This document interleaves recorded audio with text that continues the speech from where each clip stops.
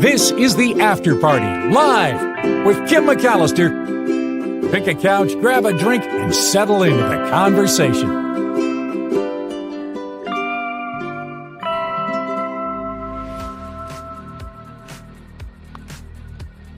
Hello, everybody. It is the After Party Live. Welcome to it on a Friday. Show note, Tim Sika just sent me a message about an hour ago saying he would not be able to be here today, but that perhaps we could take something later. So if you're looking for Tim Sika's movie reviews, it's possible that that could hit YouTube in a recorded version later today.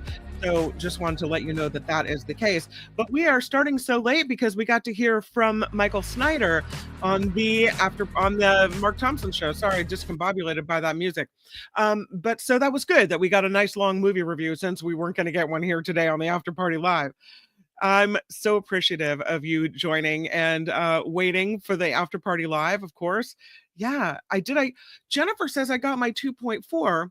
What's interesting, Jennifer, is I checked and I thought maybe I had, but then it looks like I haven't. We're back down. I guess somebody unsubscribed. It happens, you know. And then I was back down to Jennifer's right. It's 2,400. Look at that. I'll show you the little screen. See if I can do it. I know I'm so excited, you guys. I would say it's a little thing, but to me, it's not little because I've been trying so hard to grow this show. So to have it happen like this, the channel analytics show, there are 2,400 After Party Live subscribers. Yes. Thank you for helping make it happen. Thank you for being one of them. If you haven't subscribed, please click the subscribe button. It's free. And why not, right? Please click the thumbs up button while you're at it. But yeah, 2,400 subscribers. Thank you for the support, Jennifer. I appreciate that. Yeah, 24 in just the last 28 days alone. So look at that. Slowly but surely, the After Party Live is growing. I know we need to do that because that's how you are successful here on YouTube. But I kind of like our little group the way it is too. So I'm a little bit torn. A ranting teacher with an applause. Yes. Rev P, this is good. We made it through the first week of darkness and now we party. We did make it through the first week. And if we can make it through this week with all the horribleness that happened, I swear you guys, again, this is the last thing I'll say about this, politics wise, because I know we don't do that here, but I will say it was a darker week than I expected it to be. More things came out of the White House than I thought. So it was a pretty dark week, and I am grateful that it is over, and I am grateful to be here with you, my little support group, and we'll move on. Okay. Sunfish on the cover. Yeah, sunfish. I have a new thing. It's called Party Mail. And I got some party mail from Lee and Eileen, and I love it so much that I decided, yeah, you know what? We're going to take this story and we're going to run with it today. You can, by the way, always send me party mail. And that address is kim@theafterparty.live. kim@theafterparty.live. That's where you send me party mail. And I'm going to try to showcase your party mail more often if I can do that. So let's take a look at the sunfish, though, because this sweet little sunfish was at this aquarium. And again, thank you to Lee and Eileen for this. Was at this aquarium and it had to close for renovations. And apparently, this sunfish, his name is Mambo, he got really lonely when the aquarium closed down to the point where he stopped eating because he was missing, it looked like he was missing his human visitors. So the people that worked at the aquarium decided that they were going to see if they could maybe make him happy once again. And they decided that they were going to attach pictures of people and clothes, like make it look like people were standing outside the aquarium so that Mambo felt like he had some company in there. So you can see they had hangers with clothes and they printed out pictures of people's faces to make Mambo feel a little bit better. Mambo did feel better, it would appear. This, by the way, happened in Japan. This aquarium is in Japan. So these human cutouts appear to really cheer up this animal. It's called the Keikyoken Aquarium. It's in Shimonoseki. The sunfish, Mambo, came from the southern coast of Kochi in the Pacific Ocean. He's about 60 pounds. Excuse me. Sneeze. I'm sorry. It came on so quickly. I didn't have time to mute myself. And there's always 3, right? So be prepared for more. He's 60 pounds. He's a big one. And he was beloved by people that went to visit this aquarium. And he loved his new life in the aquarium. He used to swim right up to the side of the tank when anyone would approach. And he seemed really curious about people that would come to see him. But the aquarium closed down in December for a 6-month-long renovation. And that's when they started noticing that Mambo didn't look well. He didn't want to eat. They usually provided him jellyfish, and he wasn't interested. And he started rubbing up against the tank windows. They thought he was maybe suffering from digestive issues or didn't like the loud noises and vibrations because of the construction work. So one of the caretakers suggested maybe he's just lonely because visitors aren't stopping by. So initially they're like, oh, really? A sunfish, lonely? But yeah, they taped these human faces to the side of the enclosure and they hung up some uniforms that they had on hand to create the illusion that visitors were standing at the side of the tank. And it looks like that worked because the next day, Mambo started to eat again and he seemed a little bit more content. They said we were skeptical, but we decided to do anything we could. One of the aquarists said, I knew the sunfish was looking at us when we were placing them, but I never thought it would start eating the next day. So now the staff has started making a real effort to go visit Mambo the sunfish more frequently and wave at him through the windows because they know he likes human interaction. Who knew? Who knew that a sunfish could feel lonely? The caretakers of Mambo hope he's going to cheer up for good once they wrap up construction and allow people back into the aquarium. The quote is, I hope many people take interest in the sunfish, and when the renovation work is finished, we'd like visitors to wave to it in front of the tank because they know that makes Mambo happy. That's cute. Thank you, Lee and Eileen, for that great story. Loved it. Love it. The kind of a more sad story, and they had some snowfall in Florida. And that made some sea turtles super, super chilly. And they're not used to this type of temperature in this region.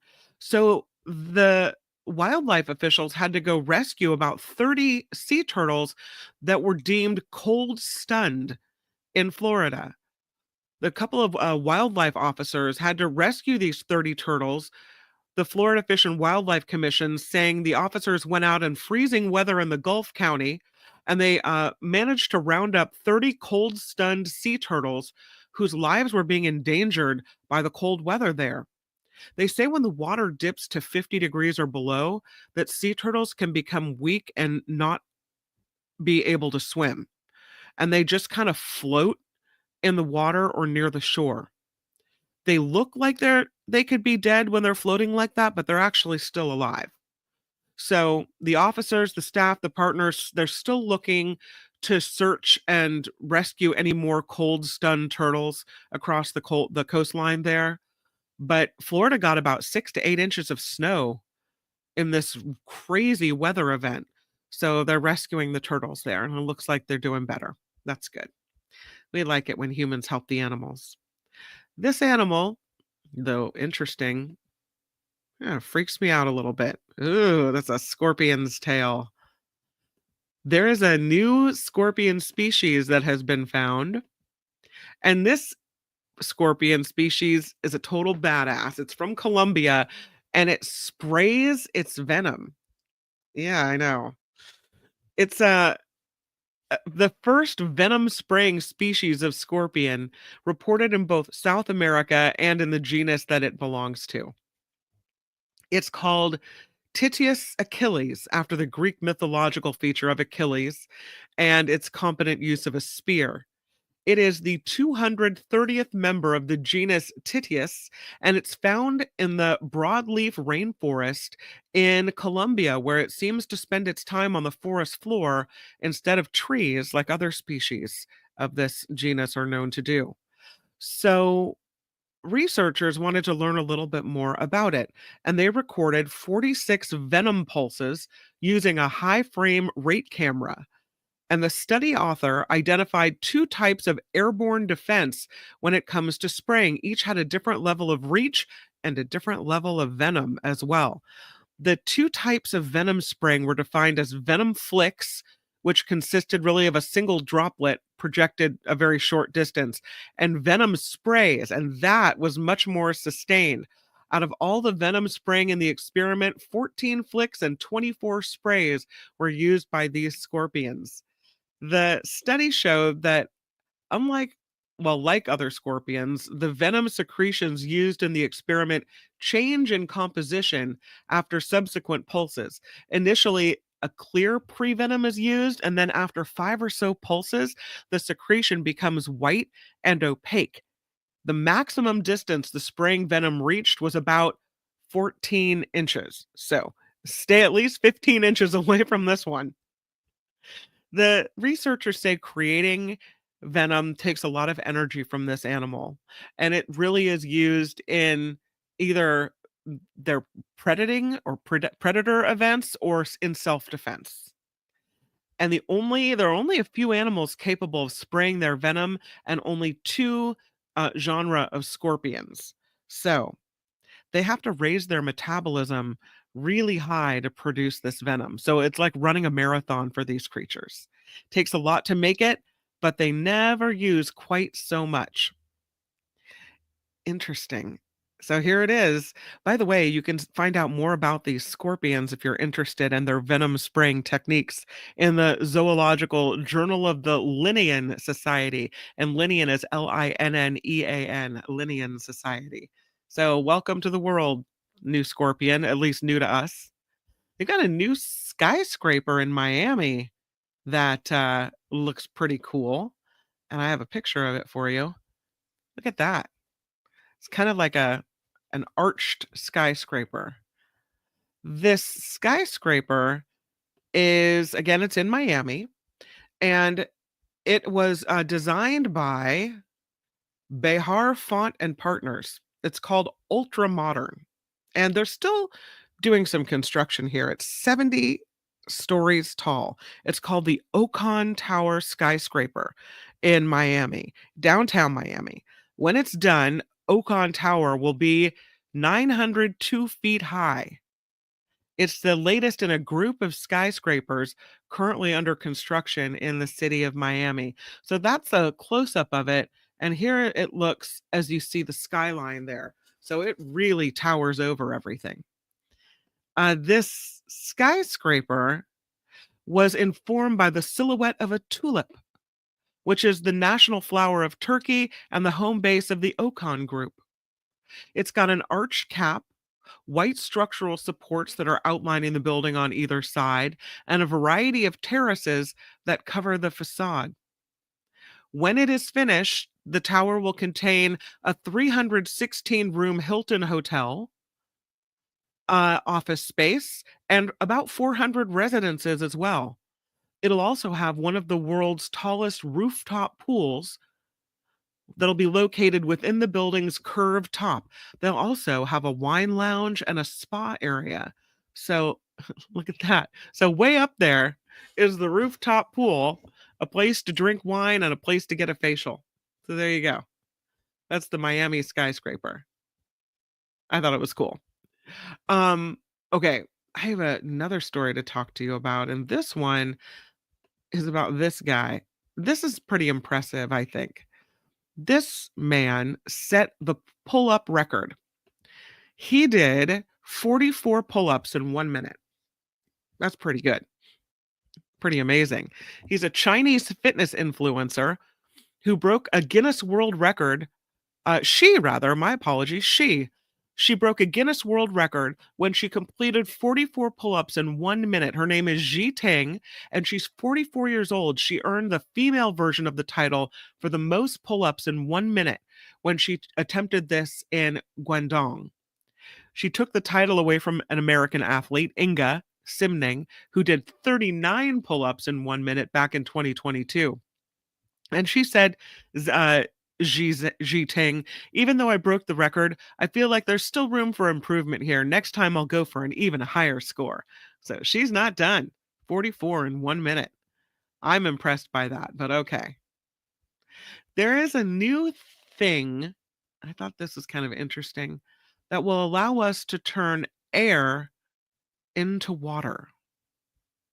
We may have talked about it before, but now it's been displayed or debuted at the CES, the Consumer Electronics Show in Las Vegas recently. This company that makes this device is from California. The company is called Spout, like water spout. And they launched this countertop kitchen thing that transforms the humidity in the air into drinking water. It's the same technology used by NASA. The atmospheric water generator is about the size of a large coffee machine. It can produce about 7.5 liters of water a day. By using this rotating desiccant wheel, also used in dehumidifiers, which removes water molecules from the air as it flows through the wheel's honeycomb structure. So here's a look at it. Here's another picture of it. And you can see here that the pitcher is just sets right in there. And then you take the pitcher out and you pour yourself some air water. I mean, pretty good. Pretty good. What an amazing innovation, right? The ceramic honeycomb is called a marvel of molecular engineering, according to the Spout CEO. Utilizing zeolites, which is a material with microscopic pores, it acts like a sponge, attracting and trapping the water molecules from the air. And then, according to the CEO, as it rotates, the honeycomb moves into a heated section where the bonds holding the water are gently released, turning the captured vapor into liquid water through condensation. It is designed to be placed on your kitchen counter. In average conditions, it can fill a 500 milliliter bottle in about an hour and a half and produce up to 7.5 liters of water per day, which would be enough to meet the daily needs of a family of 3. They are hoping, Spout, that this appliance will reduce the use of plastic bottles. What we know is, and I don't know why we're still doing it, but Americans buy about 50 billion water bottles per year, and the plastic waste generation in the United States is expected to pass 140 million metric tons by 2060. So we got to do better on that. So the CEO of Spout says at its core, this device provides water independence, ensuring families always have access to a safe, endless supply of pure water without relying on plastic bottles or inconsistent municipal sources. It works the best if the humidity in the air is above 20%, but it can still make water even if it's below that level. They say the humidity should be 40% or more, but they've designed it to work in a wide range of temperatures and humidities because of their patented process and that ceramic honeycomb wheel. So I don't know. I think it's pretty good. 99% pure drinking water directly from the air. Once the condensation has been turned into water, it's remineralized with the help of a filter that draws on NASA technologies. I think that's cool. I like it. Who knows what's going to happen in the future and that we might need something like this. So, yeah, I think this is a really cool innovation. How much does it cost? Asks Calvin Wong. Hmm, don't know how much it costs. Let's see. Um, Let me talk about the scores of US tap water. They're not giving me a price. And at this point, I don't know if you can order it. They've developed it, and I don't know if it's even available yet. I don't know. How much would you pay for it? I mean, especially if we were back in a drought again, or there were concerns about, whether our water was safe to drink. How much would you pay for that? Maybe a couple $100? I don't know.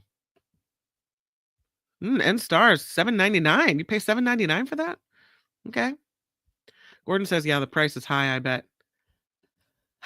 It looks like it looks like more than a prototype, but maybe they're still working on it. Oh, Colors of the Wind says it's back ordered for $800. Okay, I'll believe you. Yeah. Wow. And Stars agrees. The Spout Monolith, $7.99 back ordered. I love you guys. You're awesome. Thank you for that. I should have looked it up. I appreciate it. But yeah, $800 for an unlimited supply of free water? Okay. John says where I am in California, probably not humid enough. Wes says this would be needed in Africa. Um, about $800 Blue Spark, but yeah.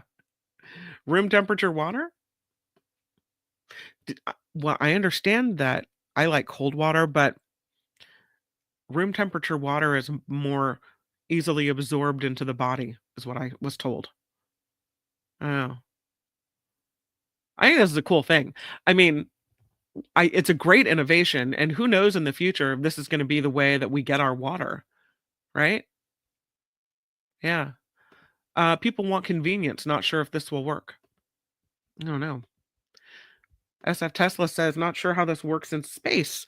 No air, no moisture there." Huh. Somebody lets out a little toot near it, says Mars. The water might taste a little funky. I don't know. That's pretty funny. But yeah, the spout, look for it. Back ordered for 800 bones. I don't know. I'm probably not ordering one. I'm just gonna say. But I do think it's a cool thing. And we talk about this shark attack. Attack, attack, attack. This happened. I have a picture of it. This shark took a big old chunk out of this guy's surfboard. Here it is. I mean, that's a pretty good bite. And he's okay. Everything's all right.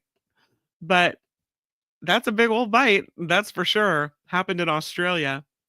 The surfer says he got into a bit of a tussle with a bronze whaler shark, and he walked away unhurt with the big old bite on his board, though. This is Dale. He's 37. He was surfing off of Chains Beach in West Australia when he said he spotted the face of a shark in an oncoming wave. Can you imagine looking down and seeing the face of a shark? He said, I just sat on my board and it circled me a few times before it charged at me. He said, I jumped off the back, shoved the board in its face, and I had a bit of a tussle with it. Okay, this guy's a badass surfer. He said he was lucky to escape without being bitten. He said, I swung my board around and it took a bite out of the back. I jumped off the back of the surfboard. I didn't swim off. I didn't want to splash too much. I got back on my board and caught the next wave in. He said once he returned to the shore, he realized that the shark had actually taken a big old bite, a chunk out of the side of his surfboard. And he said it was a bit of a miracle, really. I was lucky to see it when I did so that I could keep my eyes on it and move when I had to. Wow. Can you imagine having your wits about you that much? I don't know what I would do. Probably see the face of the shark in the oncoming wave and panic. But this guy, he had a plan. Fought this shark right off. There you go. And I don't think he's ever getting rid of that surfboard. That is quite the conversation piece. Here's another new innovation, and it's called the bike clip, or it is a bike clip. And it's this device that turns your regular bike into an e-bike in just seconds. It's a portable e-motor device that allows you to alternate between a regular mechanical bike and an electric bike, and you don't even have to have any tools to do this. So this, uh, they say, is a lot easier than some type of bike conversion kit. It's called Clip, and it's the world's first no tools plug and play solution to upgrading a regular bike into an e-bike. You don't have to change your bike to use it. All you have to do is slip this thing on. The idea was born from one of the founder's own needs, and here it is on a bike. Just put it on the front of the bike, and that's how it works. This man says he was living in Brooklyn, New York, and he bought this bike to commute to work, but it became a pain because there was a long uphill section that he had to the pedal up. He said an obvious solution was to get an e-bike, but he said I'd already invested in my own bike and I loved it, and an e-bike is a whole magnitude more expensive. He said I looked at e-bike conversion kits, but they're a little complicated to set up. So he said if you get one of these, it's called a switch. You have to remove your front wheel and put a new one in and wire it up and put in a battery, and then you end up with this e-bike. But he said what I really wanted was the flexibility to easily move between an analog and an e-bike. And so this is a solution that was designed for the urban commuter. It is, according to the company, able to be attached to almost any bike in a number of seconds. It can slide right into your backpack. It's made of aluminum and fireproof nylon with lithium ion batteries. It provides a pedal assist for up to 12 miles, allows for speeds of up to 15 miles per hour, and it can be recharged in under an hour. You can use this lever to pull open the arms of the device, and then it's fitted onto the front fork of the bike around the tire. Once correctly aligned, the users pull down the clamp to secure the attachment. It can be detached by pulling up on the lever and releasing the clamps. They said they wanted to keep this whole thing really simple for the user experience. So the part used to release the clamps also becomes the handle for this thing. Mechanically, they say it's not anything new. The first motorcycle that was ever conceived was based on the same principle of a roller driving the front wheel. They say it's essentially a small gear driving a larger gear. They took that same principle and they made it transportable. To activate, you just press and hold a red button on a wireless Bluetooth controller attached to the bike's handlebar. A small white button on the same controller can be pressed for regenerative braking, allowing you to recharge the battery while you're cycling downhill and extending the range. So, kind of cool for people that are cyclists that, may want to get a little help going uphill for a second. They say the clip was designed to be compact and light enough to be easily carried around and then stored in the workplace as well. The design is architectural and minimal in its form. They wanted it to be a product that could sit on your desk next to your laptop and look like it's part of the same ecosystem. And I think they had success with that. So, in terms of sustainability, the clip produces a fraction of the waste and 1/50th of the logistics impact of a typical e-bike. So, they said they can ship about 30 clips for the same volume of one e-bike. It's cool. The clip. Yeah, there it is. Lotto of the day. Should we do it? Lotto of the day. This is a woman from Virginia. And once again, we have a lady that won twice. All right. So she scores $100,000 from a Powerball drawing about 2 years after she collected almost $400,000 from an online lottery game. Jennifer Helfman is the lucky duck. She said she matched four of the first five winning numbers and the Powerball number in a Powerball drawing on December 7th. She bought the ticket online. She previously bought a ticket online, won 400 grand playing Virginia Lottery's Savannah Adventures online game. That was in 2022. She said of the repeat win, it feels wonderful. She didn't reveal whether she has any immediate plans for those winnings, but come on.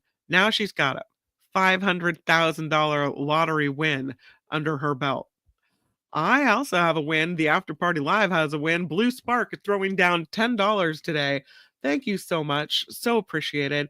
By the way, the PayPal information is in the show description every day and also in the About tab here on YouTube. But thank you for contributing via YouTube and the super chats and super stickers.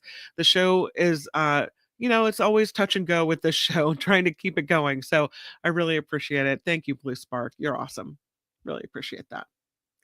Okay, let's go back to these stories. Sorry, I saw that and I had to say something.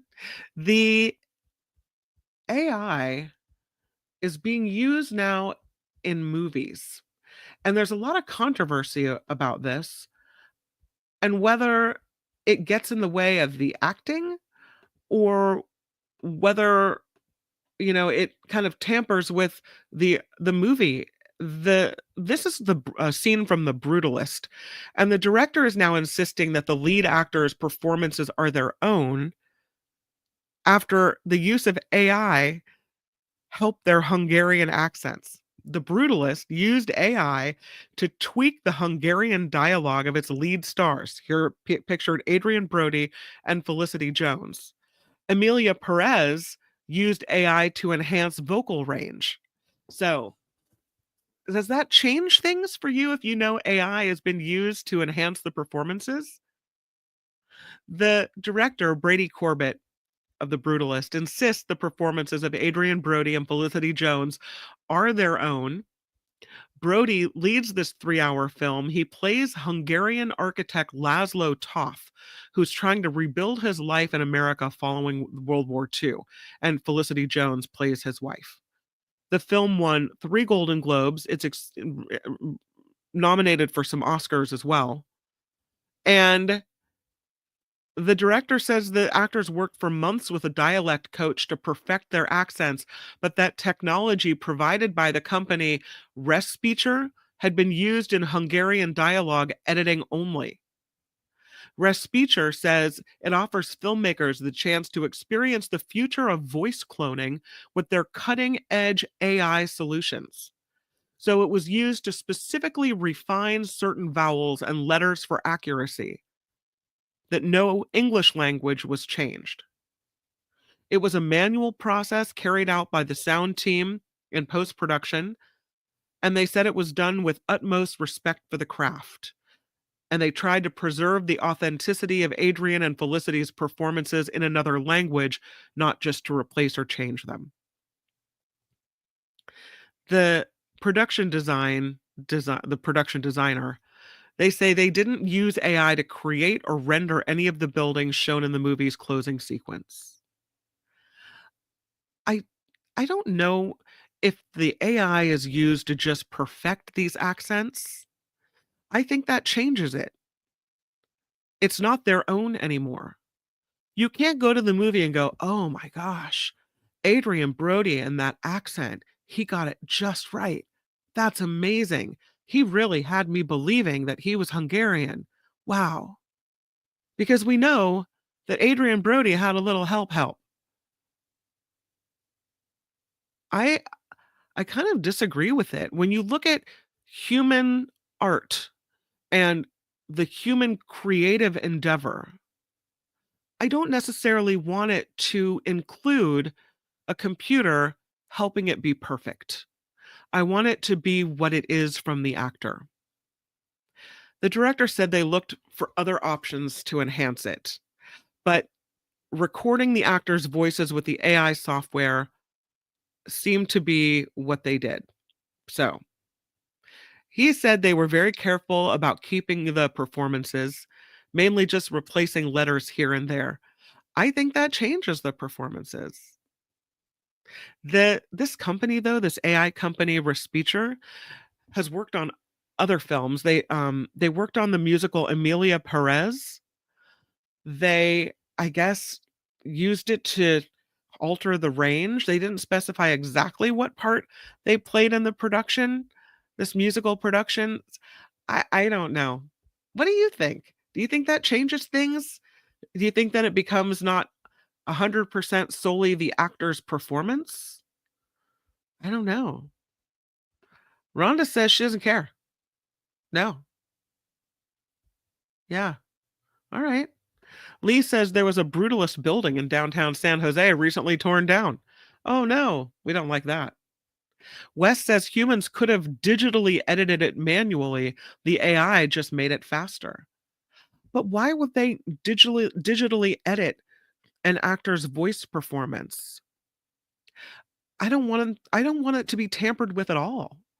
Maybe I'm just naive and it happens all the time. Sea Dog says, yeah, they're cheating. Mm-mm. Wes says I don't see it as a problem as long as the actors agree.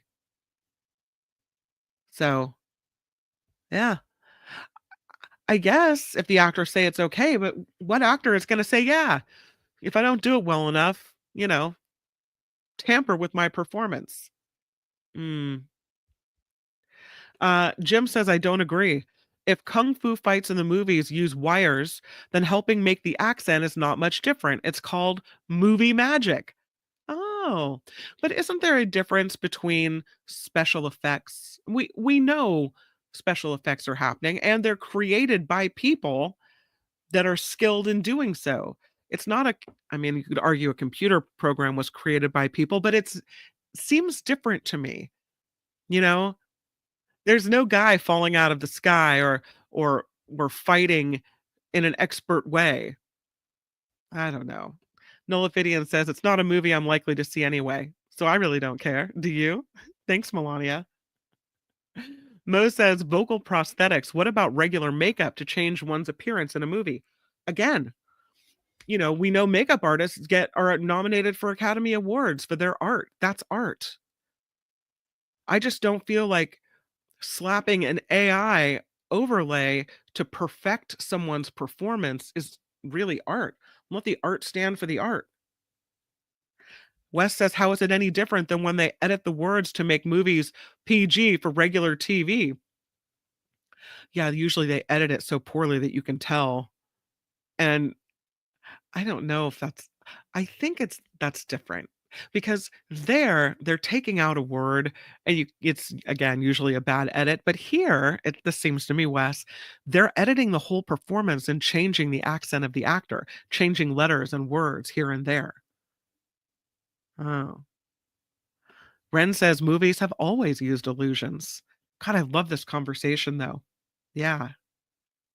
John says sometimes the dialogue in a movie doesn't get recorded very well, so they do a large amount of redubbing to make it more clear. The AI is just a new way to do it.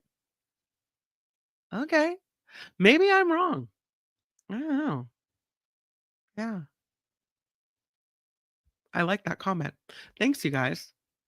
All right, we'll move on to this mosaic that was just found in Israel. We talked about a mosaic yesterday, so when I saw this one, I wanted to talk about it as well. This is uh, one of the first of its kind to be discovered in Israel. It's a featuring a Greek biblical inscriptions embedded in this ancient mosaic floor that was just uncovered in what they think was a Byzantine area monastery. This complex that they're uncovering of all these buildings in this at this site had a large warehouse, had a wine press as well. It's an ancient complex of ruined Byzantine era buildings in Israel. The monastery had this colorful mosaic floor with this Greek inscription from Deuteronomy. It says this: Blessed are you when you come in, and blessed are you when you go out. The ruins were discovered during excavations ahead of construction for a new neighborhood right near the city of Kiryat Gat, according to a statement from the Israel Antiquities Authority. They think this monastery dates to the 5th or 6th century CE when this region was part of the Byzantine Empire. And the thinking is that this is the largest, most significant site discovered in this region from the Roman and Byzantine periods. They think this site was continuously occupied from the early Roman period, around the 1st century CE, until the end of the Byzantine period in the late 6th century. But the site's first human occupation may have occurred some 6,000 years ago during the Copper Age. The researchers say that during the first few centuries CE, Christianity slowly spread through the Roman Empire. In the 300s, Emperor Constantine I converted to Christianity, and a new Byzantine capital was founded in his name, Constantinople. And that was the beginning of the Byzantium's golden age. One of the ruined buildings at this site may have been this monastery. So they found imported wares, metal and glass containers, coins, marble artifacts. They say they also found this decorative mosaic floor. It had crosses, lions, doves, flowers, geometric patterns, an ancient jug, and this Bible verse. Here's a close-up of it. Kind of cool. And here's where it is in juxtaposition to the city where they're building. The monastery's mosaic floor has these clusters of really small, delicately placed stones. You can see them there. And they think that this mosaic is one of the most unique ever found because these stones aren't often common in Israeli archaeology. So their plan is to put this mosaic on display. They have to transfer the mosaic. To do it, though, they have to remove one stone at a time. So they're going to take once they get it pried out of the ground, they're going to take it to a workshop for conservation, and then they're going to place it in an open area of Kiryat Gat where the public can view it. The discovery, they say, highlights the historical richness of this area and its surroundings, shedding light on the centrality of religion and antiquity. The wine press that they found was complete with fermentation rooms and collecting vats. And they say the upkeep likely required significant financial resources and a lot of professional work and effort. They found pottery artifacts and fragments, that maybe there was a ceramics factory here as well. So far, they've uncovered 10 buildings in this area, and they're not sure how big this settlement size actually was because they've only just begun to excavate this site. So that's pretty cool. Let's talk about, can we talk about snow for a moment? That's so pretty. I know we've done a piece on snow sculptures before, but I saw this newly published story in the Smithsonian Magazine, and they're talking about being able to check out these really cool snow sculptures before they melt. In places like Colorado and Minnesota, the snow artists gather to create these masterpieces from fluffy white powder. The one you're looking at now is called Whispers in the Breeze, and it was created by Team Taiwan. It won third place as well as the People's Choice and Artist's Choice Awards at the World Snow Sculpting Championship in Minnesota. So I thought we could take a look at some of these pictures together. Here's another one. This one is in Breckenridge, Colorado. They're putting together this sculpture. You can see the birds there and geometric patterns as the artist works behind. It's a pretty good one. Here's another one. That's really cool. This is the winner of the Minnesota contest. It's called Voice. It's created by Team Falcon from Mongolia. Voice. Here's another one. Look at the detail on that dragon. This is a sculpted dragon head on display in Colorado. There's the International Snow Sculpture Championships going on this week in Breckenridge, Colorado. There are 12 teams from across the world creating these, what are called massive but fleeting works of art in the downtown area of Breckenridge, Colorado. It's a winter tradition in Colorado. They've been hosting this for more than 3 decades. I think that's a pretty cool one. And I have one more for you. And there it is. This is the second place winner in the Minnesota competition. The sculpture is called Trapped, and Mexico's Team Jet Set carved this one. Again, it's called Trapped. created all from snow. Look at the detail on the wood there. One professional snow and ice sculptor and a member of Team Breckenridge says, these are the kind of pieces of art that are mind-blowing and jaw-dropping. They touch you on an emotional chord. People walk up and they just start crying because it hits them in such a way. Something cool about being able to do temporary art so large that affects people in such a great way. So, pretty good. Let us end this show with this last story about these magic passageways. It's a story about secret passageways that were actually found and recorded in Leonardo da Vinci's sketches. And the secret passageways have actually been discovered now beneath a medieval castle in Milan. Crews had to use ground-penetrating radar and laser scanners, which you see here, and they identified these subterranean structures just a few feet below ground. The pathways, it's thought, may connect Sforza Castle to a nearby basilica. It's all beneath Sforza Castle in Milan. And there is the castle. You can see it right there.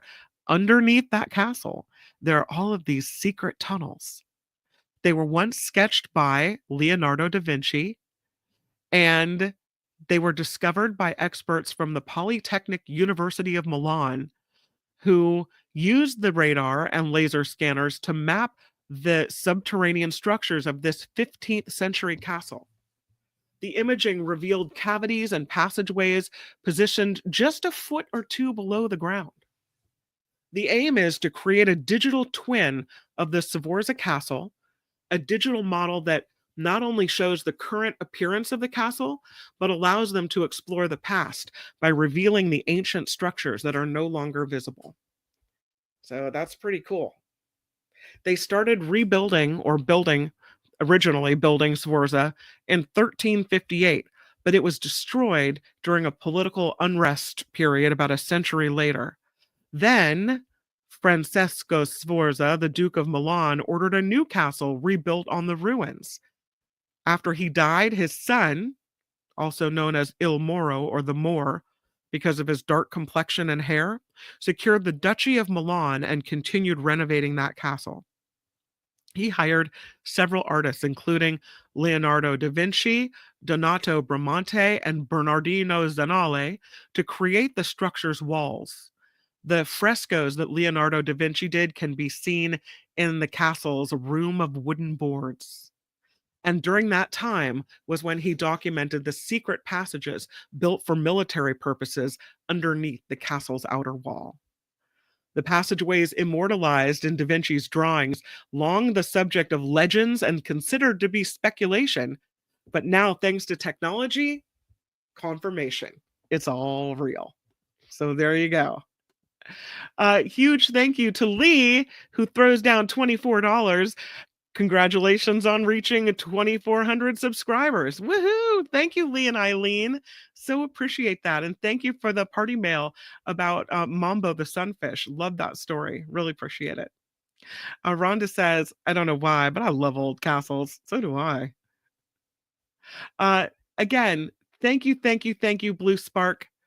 And thank you, Lee and Eileen, for helping me celebrate 2,400 subscribers. There may be a Tim Sika at the movies with Tim Sika. I haven't heard back from him yet. We'll see if he is able to record something. So if you're looking for movie reviews and you love to hear from Tim Sika, then please make sure you click the notifications bell, the little bell icon right next to the like button, and that will notify you when I post a new video, which I may end up doing later today if Tim and I can record a set of movie reviews for you. So we'll try to do that a little later. Thank you for being here. I hope you have a great weekend. Make it a really good one. And I will see you next time on Monday on the Mark Thompson Show. We've got some great guests, including Gary Dietrich and Heidi Kuda will be on the show as well. And we're going to have a great time. Bye, everybody. The After Party Live would like to thank the following contributors and viewers like you.